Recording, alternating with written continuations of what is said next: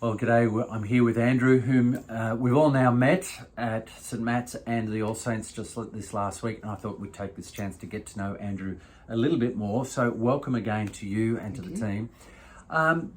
You've been a full-time minister for a while. What was the thought or the issue that made you think, I'm going to leave your career in Caltex and BHP, leave that aside and go into full-time ministry? Yeah, I think I was challenged. I was sharing with some people yesterday. I feel very blessed that from early on in my Christian life, I was well taught and I had a good foundation put down. And I think I was always challenged to think about the world and what's important in the world and my place in it. And I think as I moved out of university into work life, those thoughts just stayed there. And I loved working in industry. I just loved it. I loved the jobs I had. But the thing, I think probably the key thought that I had that shifted my action was simply, I love doing this, but ultimately what I'm achieving here, in some minor way, maybe fuel security for the country or something like that, but really I'm making the shareholders wealthier, which is not a wrong thing. But as I stacked that up against what I could be doing elsewhere, for me, that was the thing that swung me. I thought I could be putting my work into something of eternal significance rather than simply making some shareholders more wealthy. Thank you. Often books inform people. Is there a book that shaped you or propelled you in an area of Christian maturity? Yeah. So I remember my first job out of uni was at BHP, and I remember I moved to Newcastle.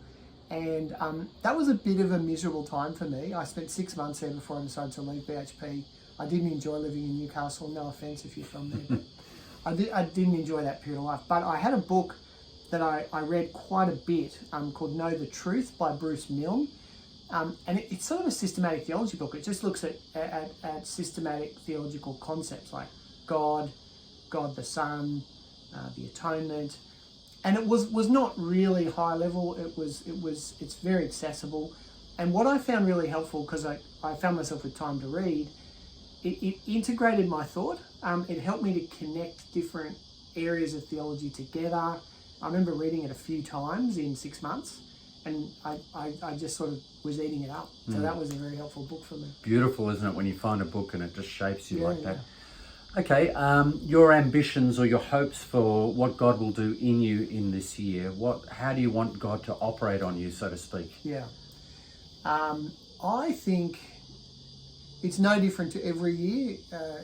For many years now, actually nearly every day, I find myself praying that God will give me endurance and God will give me wisdom.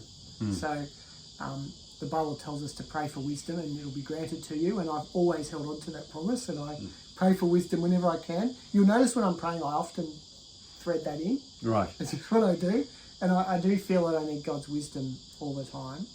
And endurance too. I think particularly lately, life's been hard. The pandemic's added this extra layer of complexity.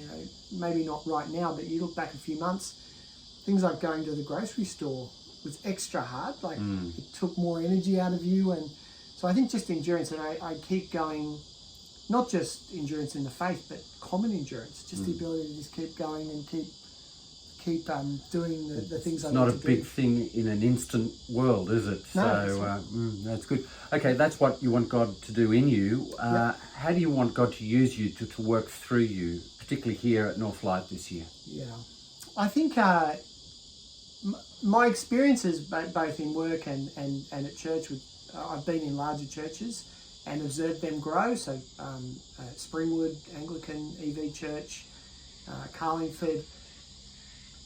I think perhaps part of why I've been brought in is I have some skill in thinking through systems and thinking through how church works and how we hold on to what's important while growing, because that's actually deceptively complex.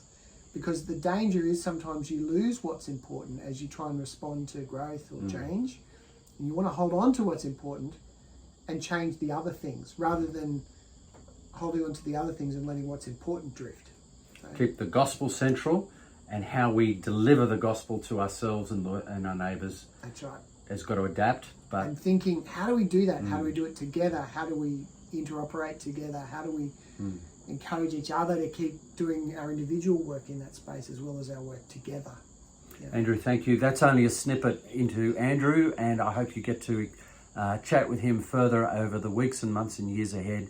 But he is a gift to us, and we welcome you and your whole family. We're just delighted that you're here. Would you pray for this guy? See you on Sunday.